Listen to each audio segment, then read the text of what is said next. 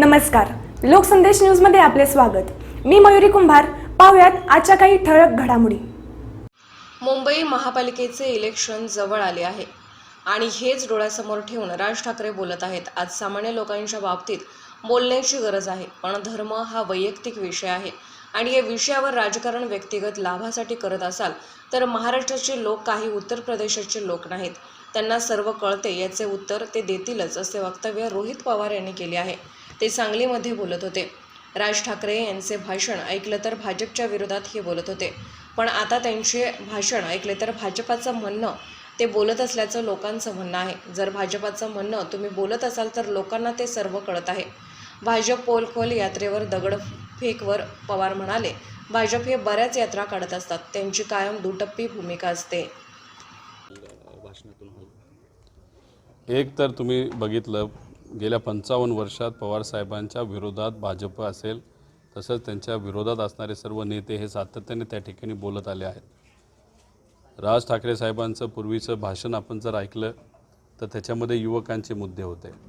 त्याच्यामध्ये जेव्हा petrol diesel त्या ठिकाणी वाढलं त्याच्या विरोधात त्या ठिकाणी राज ठाकरे साहेब बोललेले आहेत। आत्ता त्यांची त्या ठिकाणी भाषणं आपण जर बघितले, कुठेतरी त्याच्यामध्ये भाजपचं म्हणणं हे ते बोलत आहेत असं लोकांचं म्हणणं आहे। आणि जर भाजपची बाजू त्या ठिकाणी तुम्ही घेत असाल तर पूर्वीचे विषय जे आपण मांडत होता, ज्याच्यात युवा आज पेट्रोल 115च्या आसपास त्या ठिकाणी गेलेलं आहे, डिझेल वाढलेलं आहे, हे मुद्दे तुमच्या भाषणामध्ये नाहीत। हे मी म्हणतो असं नाही, पण आता हे लोकच त्या ठिकाणी म्हणायला लागले की पूर्वी आपण अशा पद्धतीने बोलत होतो आणि आत्ता तुम्ही अशा पद्धतीने बोलत आहात। त्यामुळे पूर्वी कदाचित युवकांना आवडणारी भाषणं आता कुठेतरी त्यांना वाटायला लागले की BJPची भाषा हे राज ठाकरे साहेब त्या ठिकाणी घेतात का काय, असा प्रश्न अनेक लोकांना पडायला लागला आहे। आगामी निघणार होती रात्रीमध्ये काही शिवसैनिकांनी गाड्या फोडल्या असं भाजपचा आरोप आहे। घाबरतायत शिवसैनिक असं देखील त्यांचं म्हणणं। एक तुम्हाला सांगतो की भाजप हे आता बरेच यात्रा काढतील, पण यात्रा काढत असताना तुम्ही त्यांची दुटप्पी भूमिकासुद्धा त्या ठिकाणी बघण्याची जरूरत आहे।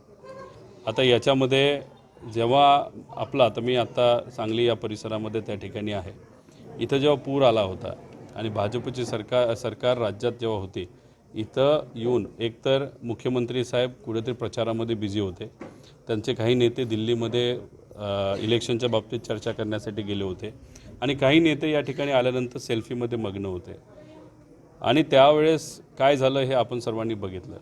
त्याच्यावेळेस BJPची सत्ता ही ह्याच्यामध्ये कर्नाटकात असतानासुद्धा संवाद हा या राज्याचा त्या राज्याबरोबर नव्हता।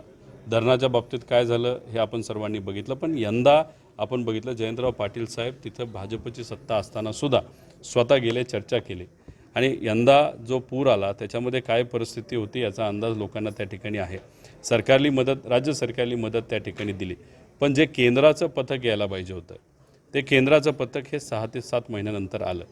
आता तुम्ही मला सांगा की जेव्हा प्रधानमंत्री साहेब गुजरातचा दौरा करता, जेव्हा तिथं वादळ आलं होतं, गुजरातला ॲडव्हान्समध्ये 1000 कोटी देता, मग महाराष्ट्राला आपलं काय बिघडवलं आहे? आणि मग महाराष्ट्राच्या बाबतीत असा भेदभाव होत असताना भाजपचे राज्याचे नेते का गप्प बसतात? जेव्हा काही IFC सेंटर जे आपल्या सर्वांसाठी खास करून सुशिक्षित बेरोजगार जे आहेत त्यांच्यासाठी IFC सेंटर फार महत्त्वाचं होतं आपल्या राज्याचं आणि मुंबईसाठी, ते जेव्हा गुजरातला गेलं तेव्हा भाजपचे नेते राज्यातले का शांत बसले? 28,000 कोटी आपले केंद्रात जेव्हा अडकलेत तेव्हा तुम्ही का शांत बसता? जेव्हा महाराष्ट्रावर अडचण येते आणि केंद्रातले BJP सरकार आपल्यावर त्या ठिकाणी अन्याय करतं तेव्हा तुम्ही शांत बसता। आणि आज पेट्रोल आणि डिझेलचे रेट ज्या पद्धतीने वाढलेले आहेत, जेव्हा काँग्रेस आणि काँग्रेसच्या विचाराची सत्ता त्या ठिकाणी होती तेव्हा तेल हे $100 असतानासुद्धा रेट 75च्या आसपास आपण ठेवले होते।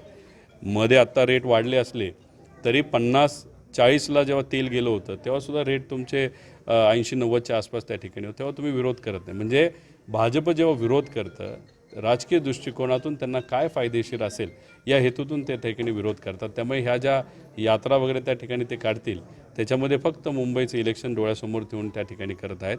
आणि आता जे टीका करतील म्हणजे डॉक्टर बाबासाहेब आंबेडकरांची जयंतीच्या दिवशी जेव्हा जातीवादाच्या विरोधात त्यांनी त्या ठिकाणी संघर्ष केला, सर्व समान आहेत, सर्वांना संधी मिळाली पाहिजे या हेतूतून त्या ठिकाणी सर्वजण जयंती साजरी करत असताना जर देवेंद्र फडणवीस साहेबांच्या ट्विट आपण बघितल्या आपण जर बघितलं तर मुंबई महानगरपालिकेचे इलेक्शन हे जवळ आलेलं आहे. ज्या गोष्टी भाजपची सरकार असताना सुद्धा काढता आल्या असत्या, ते देवेंद्र फडणवीस साहेबांचं सरकार होतं त्यावेळेस त्यांनी हे विषय त्या ठिकाणी काढले नाहीत. त्यांच्या कुठल्याही मंत्र्यांनी, कार्यकर्त्यांना, पदाधिकाऱ्यांनी काढले नाहीत. तर मग आत्ता महाविकास आघाडी सरकार असताना ते सुद्धा मुंबईचं इलेक्शन डोळ्यासमोर ठेवून तुम्ही हे सर्व विषय त्या ठिकाणी कुठेतरी काढताय. आज कशाची जरूरत आहे तर आज युवकांच्या बाबतीत बोलण्याची जरूरत आहे. ज्या काही अडचणी महाराष्ट्रावर असतील, देशावर असतील, त्या बाबतीत बोलायची जरूरत आहे. सामान्य लोकांच्या बाबतीत बोलायची त्या ठिकाणी जरूरत आहे. की जो विषय म्हणजे धर्म हा आपला सर्वांचा व्यक्तिगत विषय असतो. मी सुद्धा मंदिरात जातो, दर्शन त्या ठिकाणी घेत असतो, आशीर्वाद घेत असतो आणि त्या प्रेरणेने त्या ठिकाणी काम करत असतो. पण हा व्यक्तिगत विषय जो आपल्या सर्वांसाठी अतिशय महत्त्वाचा आहे, त्याचं जर तुम्ही राजकारण करत असाल आणि व्यक्तिगत लाभासाठी या धर्माचा त्या ठिकाणी तुम्ही जर वापर करत असाल तर महाराष्ट्राचे लोक काही उत्तर प्रदेशचे लोक नाहीत. महाराष्ट्राच्या लोकांना ह्या सगळ्या गोष्टी कळत असतात, खास करून युवकांना. आणि जेव्हा त्यांना त्या गोष्टी कळतील तेव्हा कोल्हापूरसारखं तर मुंबईचं इलेक्शन घ्या, नाही तर कुठलंही इलेक्शन, लोकशाहीच्या माध्यमातून लोक हे अशा विचाराच्या विरोधातच निर्णय त्या ठिकाणी घेतलेला आपण सर्वजण बघू शकू. राज ठाकरे मी तुम्हाला तेच सांगतोय की त्यांना फक्त त्यामध्ये राजकारणच खरं तर कळतं. आता मिरोबा देवस्थानाचा निधी हा BJPच्या काळात मी सांगितलं तर 40 लाख रुपये फक्त निधी आला. त्यावेळेस मग तुम्ही झोपला होता का? त्यावेळेस तुम्ही त्या ठिकाणी पाठपुरावा केला नाही का नाही पाठपुरावा केला? जेव्हा पुण्यश्लोक अहिल्यादेवी होळकरांचं जन्म ठिकाण ज्या ठिकाणी आहे, जी प्रेरणास्थान अख्ख्या देशासाठी त्या ठिकाणी आहे, तिथं निधी दिला जात नव्हता 5 वर्षात, तेव्हा तुम्ही झोपला होता का? आणि या ठिकाणी विष्णुराव माने या ठिकाणी आहेत, सातत्याने या कार्यकर्त्याने त्या ठिकाणी प्रयत्न केला. तो प्रयत्न केल्यानंतर ही वास्तू त्या ठिकाणी सर्वांच्या प्रयत्नाने उभी झाली. आणि एक गोष्ट अजून एक घ्या, जेव्हा असं ठरलं होतं, मी सूर्यवंशी साहेबसुद्धा या ठिकाणी की पवार साहेब या वास्तूचं त्या ठिकाणी उद्घाटन करणार आहेत, तेव्हा मला जे कळतं आहे काही भाजपचे जे नगरसेवक आहेत, जे धनगर समाजाचे आहेत, त्यांनीसुद्धा पुढाकार घेतला. काय हरकत नाही, शेवटी त्यांनाही पवारसाहेबांचं कार्य हे माहिती आहे. मग तिथं वेगळ्या पद्धतीने त्या लोकांवर दबाव आणला. आणि ह्याच्यामध्ये काय सत्य हे तुम्हा सर्वांना माहिती आहे. कुणी ह्याच्यासाठी प्रयत्न केला हे तुम्हाला माहिती आहे.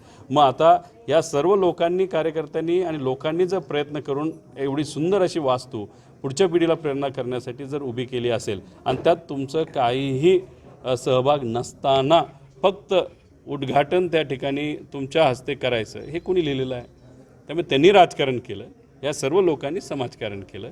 आणि एवढा थोर व्यक्तीचा विचार या परिसरातल्या युवा पिढीपर्यंत जाण्यासाठी या सर्व कार्यकर्त्यांनी जो प्रयत्न केला आणि त्याच्यामुळे ही वास्तू उभी झाली, त्यांचं मी लोकांच्या वतीने या ठिकाणी मनापासून आभार व्यक्त करतो.